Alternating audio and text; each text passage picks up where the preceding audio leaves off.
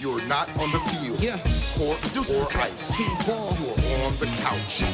From PG to DC, this is Coaching from the Couch with your host, CWall.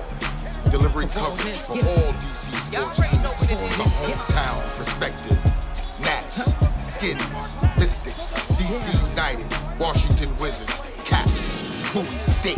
My name's CWall, I'm a PG girl. Down for my skins, I don't know if you heard. If you like watching sports, then I am your girl. Sit down on the couch if you not on the field. Cold on the ice, pick any sport that you want. Know that I cover it tight. What would you like? From baseball to football and more. The list can go on the whole night. Big shouts out to my HBCU fam. Never forget who I am through the wins and the losses, the highs and the lows. We gotta stay strong, so I stay 10 toes. Make the competition back. The way I kick it make them mad, man. CWall and we live and direct. Sit back on the couch and relax. Come on. Good evening, everyone. Welcome to Coaching from the Couch, live from the WBGR Sports Network studios. I am your host, CWall, and you know what day it is. It is Thursday, which means we are about to get down into the nitty-gritty with all of the latest happenings in DMV sports. Thank you so much for joining us. In the studio with me, I have some of my CWall team that is always holding me down because the girl be all over the place. So Sabrina is here, Joy is here, and Matt is here as well. So we sincerely hope you all are tuned in, and also you all should know the drill by now, right? So before we get started, make sure you are inviting your DC sports loving family and friends to join us watching the show. Let me try to pull it up on my computer here. Y'all know I'm technology. I be challenged when it comes to stuff like this. I'm just being quite honest and frank with you. But nonetheless, make sure you are sharing the show and inviting all of your huge DC sports fans to join in the conversation with us. So, without further ado, let's go ahead and get started because we definitely have a lot to talk about. So, now, first things first, can we give a shout out to New Hope Academy's girls basketball team on their huge win over this past weekend, winning the Geico National Championship. Listen, that was huge. I was happy either way. Let's just be clear about something. I was happy either way, y'all, because they were going up against St. John's in DC. So it was all good. Either way, you shook it out for me. I'm like, hey, a Maryland school, DC school, DMV, we all gonna win. We done won the championship before we even determined who won. The area won. So it was all good. But the great thing about, I love to say with New Hope, is that they're just 2 years old.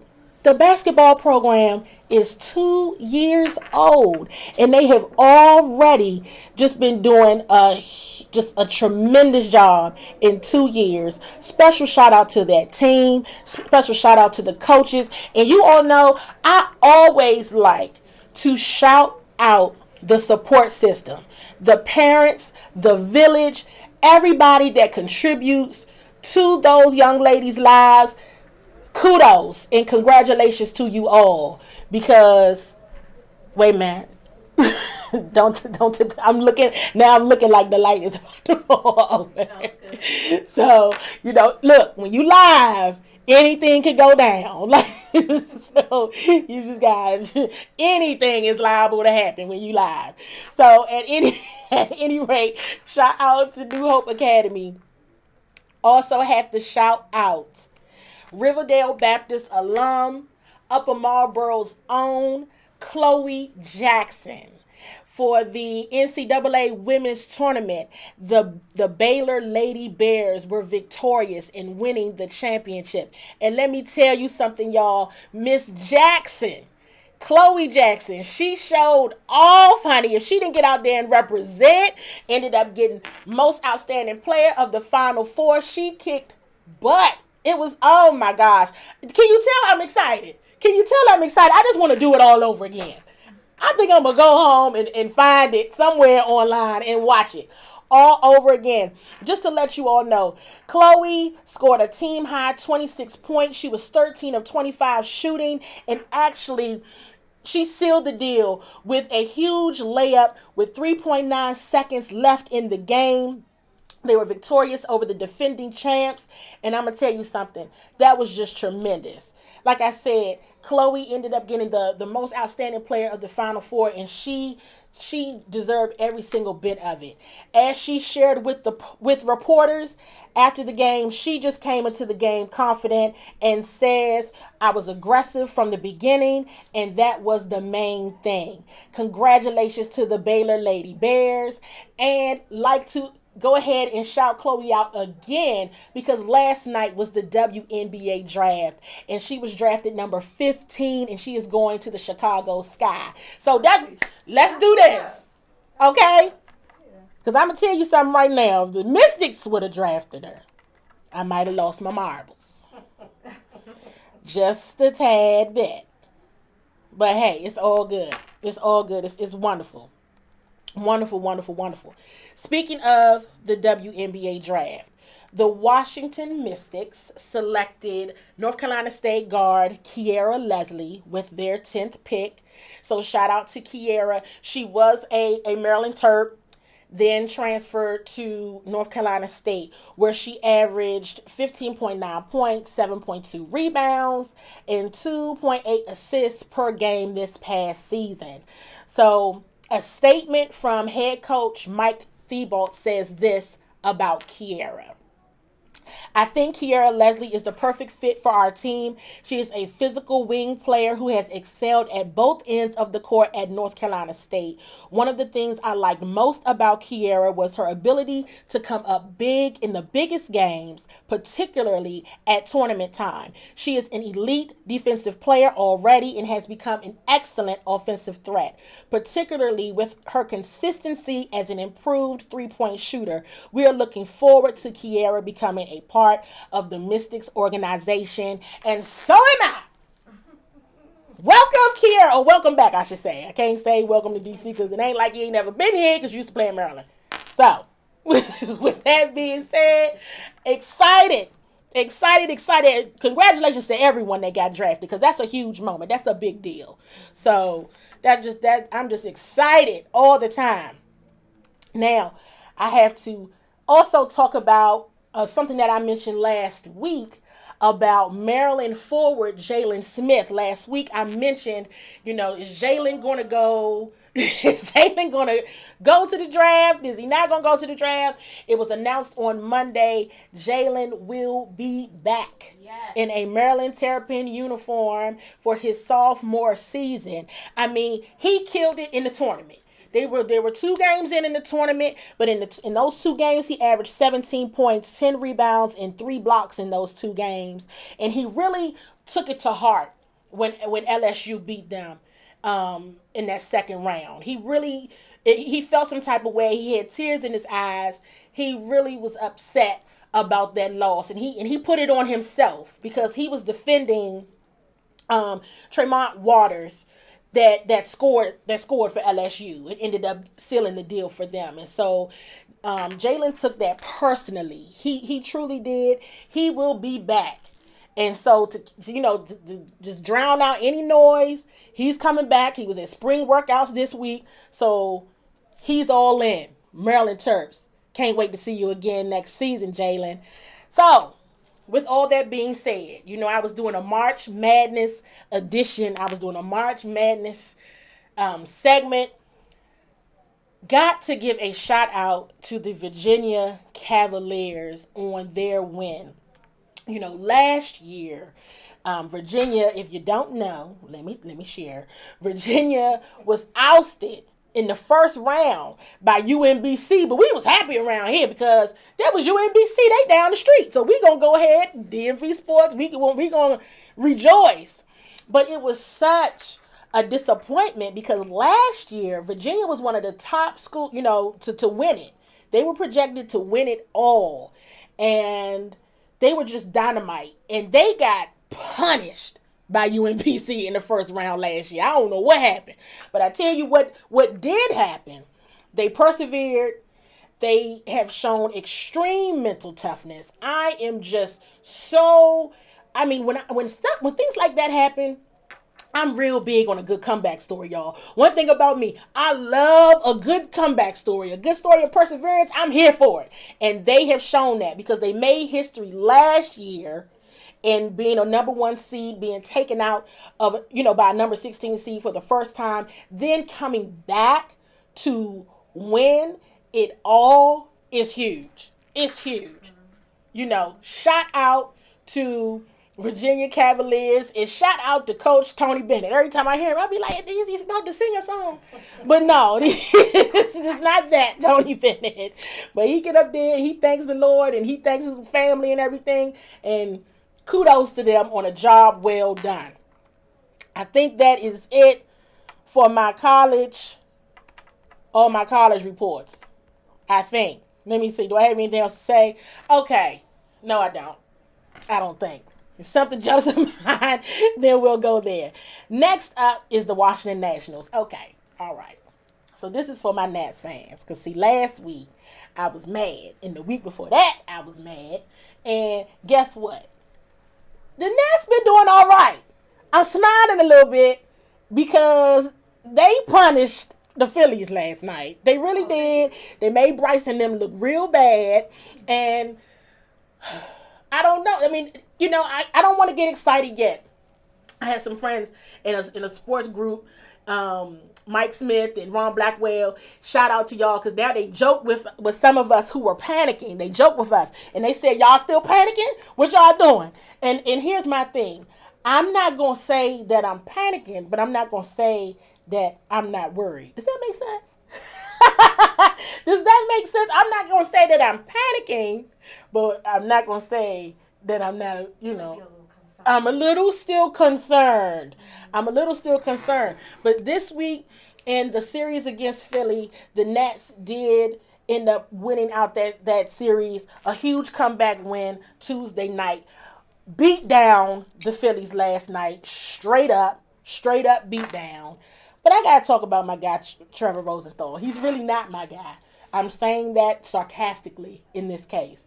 So I want to like Trevor, and I want to share what he said to reporters, according to the Washington Post. Here's a quote from Trevor Rosenthal. He says, I felt the same I've been feeling, just trying to handle the emotions of being back and the early struggles. My teammates have been incredibly supportive of me. It's been like a family, like everybody wants me to do really well. So I try to embrace that and keep working hard, and that's all I can pretty much do. Well, I think that's nice. Glad you like it. I mean, okay. That's very nice of you, Trevor. And I'm going to stop being mean about Trevor because that made me feel some type of way. I said, you know what? His teammates are rallying behind him. Why not me? Why don't I rally behind Trevor? But I'm just not going to. I'm sorry. So I want Trevor to do well too. And what I liked about that statement is it shows the camaraderie amongst the team. And it shows that he's acknowledging he is struggling. He's the struggle part of the bullpen. But he wants to get better, and his teammates are rallying behind him. So I'm going to hope for the best for him too, because something don't go right every time he gets out there. But at any rate, let me just say something. I want to shout out my guy, Sean Doolittle. When we talking about the bullpen, Sean Doolittle has been showing dominance every time he comes out there. And he's one person in the bullpen that I just really, really enjoy watching. And I support him wholeheartedly. I really like him. I want to also talk about Anthony Rendon. It's funny. He's doing so well. And every time he does something great, because I feel like he was low under the radar for a while. Like he wasn't getting the props that he should, but he's coming up on a contract year. I'm going to be bringing that up as the season continues because he's killing it right now. So that means every time he does well, we think about cha-ching, cha-ching. Think about all that money that he's going to be asking for. So we're going to see what's going to happen with him. But he's doing well. The guys played good. They played good. You see, I'm talking about it with a smile on my face. I'm being positive about it this week. So please don't make me regret saying that by next week. Because the baseball season, as we all know, is so long. So we'll see what happens. But so far, so good. Okay? So far, so good. Now, let me get to this on what's going down right now as we speak. I'm pointing at the clock. Y'all don't see the clock. I'm pointing at the clock because right now, what is going down as the Washington Capitals are all in right now playing the Carolina Hurricanes on their quest for back-to-back Stanley Cup champions. It starts tonight down at the Capital One Arena. Now, let's see. Since 1990, only 2 teams have ever repeated as the Stanley Cup champions. That is the Pittsburgh Penguins and the Detroit Red Wings. The Caps can make it happen. They can make it happen. Anything is possible. They can make it happen. They are all in. All of them talk about that feeling of joy and that victory, and they want to feel it again. So, I'm here. I've been saying it for the past 2 weeks. Don't forget this. We are still the Stanley Cup champions, and it all starts tonight. It's going down right now. Then Saturday at 3, the Carolina Hurricanes again at Cap One. Then we got Game 3 Monday down at Carolina. That starts at 7. Then next Thursday, when we're back here at the studio, 7 o'clock again. Carolina, but it's down in Carolina. We'll be here in the studio, but we won't be down there. So excuse me, because I confused myself for a minute. Like, wait, am I going? No, I'll be here. So that's again tonight. Game 1 Saturday. Game 2 at 3. Monday. Game 3 at 7 in Carolina, and then next Thursday, Game 4. As far as I'm concerned, there's no point in talking about the rest of the games because the Caps gonna sweep them. And if they don't, I'm going to be here next week looking crazy. Real crazy. Even my teammates like, I don't know about no sweep. But okay. They just going to keep looking at their phones like, whatever you say. Okay. Last week we had so much to talk about, I didn't get to the Washington Redskins. And I shocked my daggone self. I was like, dang, we didn't even talk about the Redskins tonight. So we're going to talk about them tonight. So the Redskins have they have signed a few free agents this week. So let's catch up on that.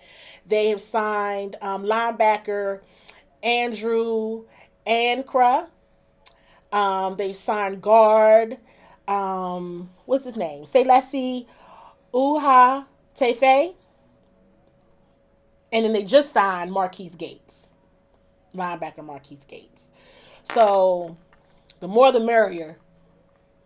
As far as I'm concerned, everybody need to compete for their job this season. But at any rate, that's the update on who they've signed this week. What I want to mention is a story that came out by Ian Rappaport about left tackle Pro Bowler Trent Williams. He should be ready for camp, but he did have a medical scare that at one time appeared to be very serious. The team and Trent have declined to comment. Very nice about it, but they've since declined comment to the media. But what was going on was that he had a growth on his head, growth or tumor on his head, which doctors were worried was malignant.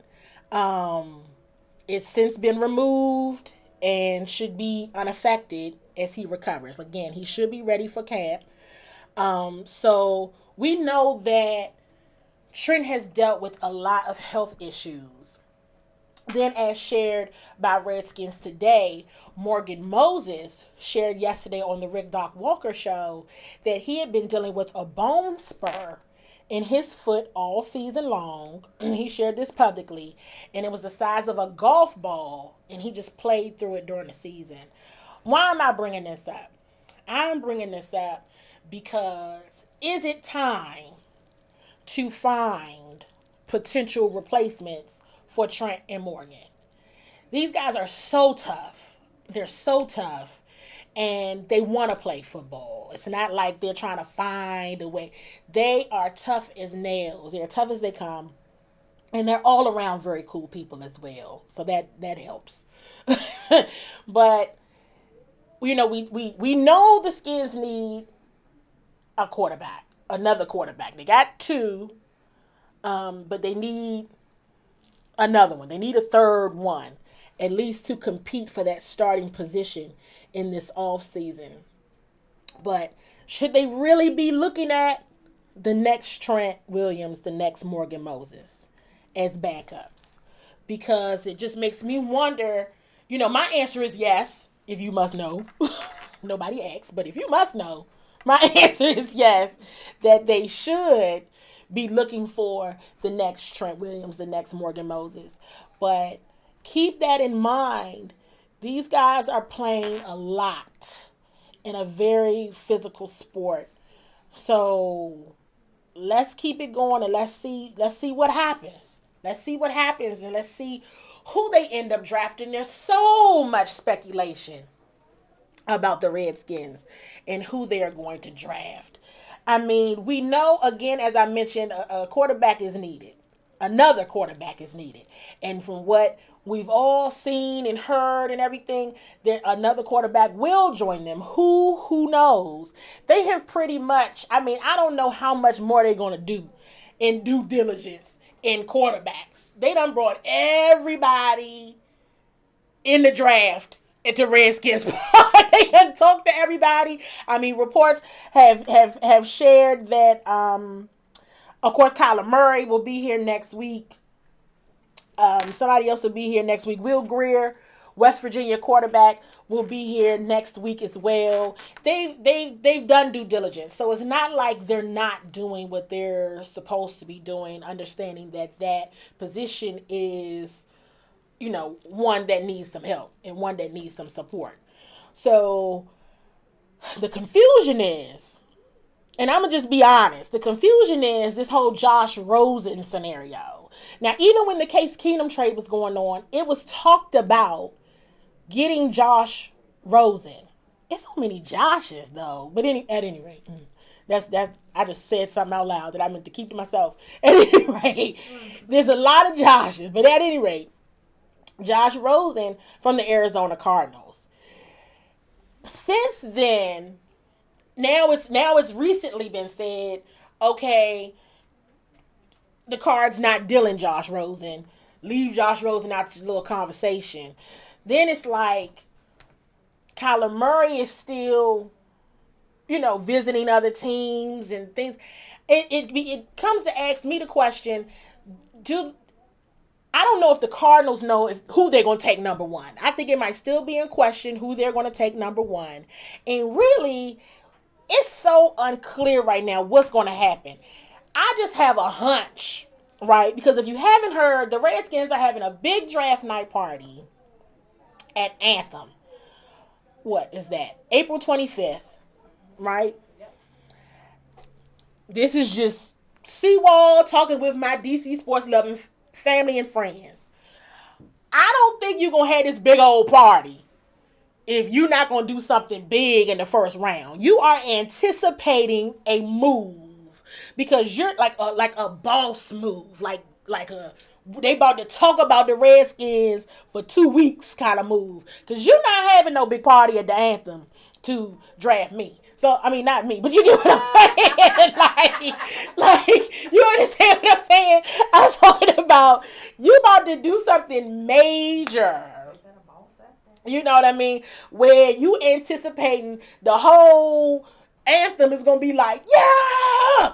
So I don't know. I don't know what's going to make everybody lose it like that. But they acting like they want everybody to lose it. And everybody's going to be real happy because you ain't having no big party to just be getting some, whatever. You about to make a move. And so anything can be said. Anything can be said. I know that Josh Rosen thing even has me confused because I know that there were conversations about Josh Rosen being traded to the Redskins. I know the Arizona Cardinals were playing hardball with that situation and wanted a first. But now it's like, well, ain't nobody saying nothing and nobody talked to anybody and we not. So it's all confusing. I'm just in anticipation of a true boss move. Make all the fans happy kind of move. So I just don't know what this, I don't know. I don't know. But they not going to have that big old party for Nathan. I can tell you that. They announced the preseason schedule. Let me share that with you all. Some of the dates are not exact, but week 1, which would take place August 8th through the 12th, they'll be at the Cleveland Browns. Then week 2, which is August 15th through the 19th, again, not sure what those dates are just yet. They'll be at home versus the Cincinnati Bengals. Then week 3, August 22nd through the 25th, they'll be at the Atlanta Falcons. Then August 29th, there is a home game versus Baltimore, the Baltimore Ravens. So, that's the Redskins update. Does anybody have any questions? Are we tracking everything? We good? Good. Perfect. Perfect. Okay. Let's close this out. I gotta fix my shirt for this conversation. Talk about the Washington Wizards. or the season that is now over. And I don't know about y'all, but I was actually happy. I was like, whew, good. I was glad when that ended. Because that thing. So we all know last week, Ernie Grunfeld got fired. After 16 years of pouring his heart and soul to that daggone team. It's like, but he got fired. And I'm joking about the heart and soul part, okay? But at any rate, he got fired. So I asked the question, because there's so much to talk about. This is a loaded conversation right now. Right? I've asked a few questions about the Wizards season. One question I asked was, describe one word. What's one word that describes the Wizards season? A few folks, of course, it was a lot of negative responses. So we're talking, disappointing, people, pathetic. And then some people said typical. I was quite surprised that a few people said typical, which means to me, if you're saying typical, it's like you can't expect anything from these people. A few people said good, strictly because Ernie got fired. But I asked another question that said, who should the next general manager be? See, this is a loaded question because when you're talking general managers, this is someone that is a skilled talent evaluator. And it's someone that would literally be the driver of your culture and your organization. Yes, the owner sets the tone and sets the vision, but your general manager is really the one that puts people in place to make sure that vision happens. And whatever it is, he had to be a skilled, stout talent evaluator. All of those great things, especially if your goal is to win a championship. And a lot of what gets missed, I think, when we're talking general managers is also understanding having that vision and foresight to know if I put these folks on a team and put these folks together, how long is it going to take them to perform at their optimal level? Am I giving this person 3 to 5 years, or am I expecting them as soon as they get in the door to play like an all-star? It's tough. I don't envy the job. I don't envy the position because it's tough. It's hard, right? So some of these suggestions were, and I'm just sharing from some of the folks that responded.